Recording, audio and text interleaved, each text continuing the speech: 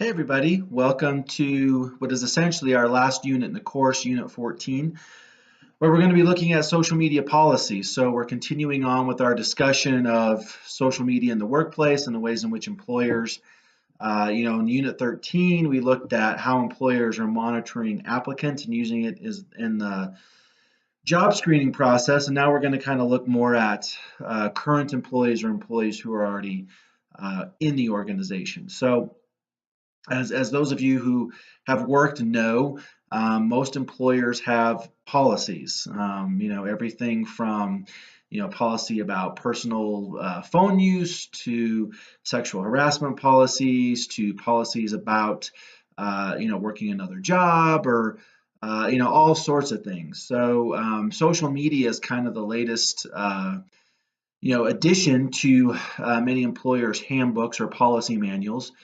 And so as we'll look at in the unit readings and videos and materials, there's a variety of ways that organizations monitor or attempt to monitor employees' social media activity. So kind of one of the first questions that comes up here is an ethical one. So, why should my employer be worried about what I'm posting on social media? And so there are clearly people who feel that that's an invasion of privacy. So there's arguments there.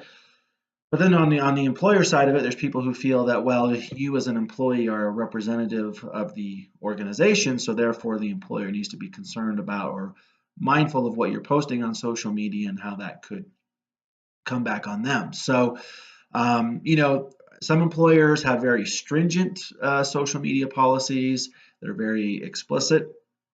Other employers, it's just kind of more general.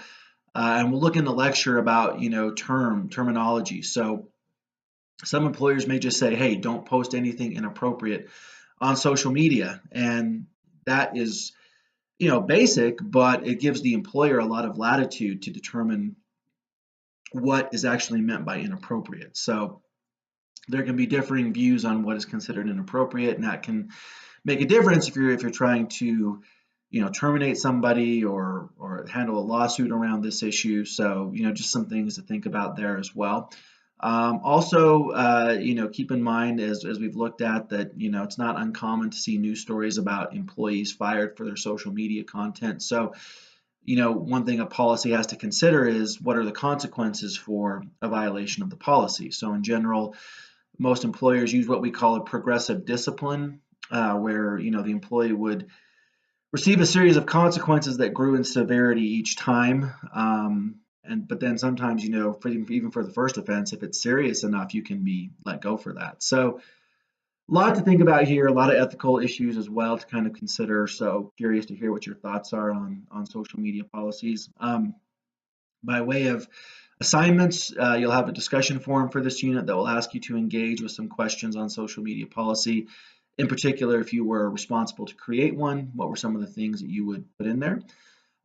Remember your cyber vetting, your research paper on cyber vetting is due by this Thursday, April 20th at 11:59 p.m. You can submit that through the Blackboard. And then you're also going to want to start working on your final project, milestone 3, which will be the completion of the final project. So remember in that assignment, what you're going to be doing is identifying 2 platforms for your client organization to use, how they can use those to reach their audiences and to achieve their goals. So, you might choose Facebook and Instagram, you might choose Snapchat and Pinterest, but you're going to identify 2 platforms and how can the organization use them, which means you're going to give them some content ideas. So one thing that's going to be very helpful there is to be very specific. So don't just say, well, they should put out engaging content or they should use behind the scenes content.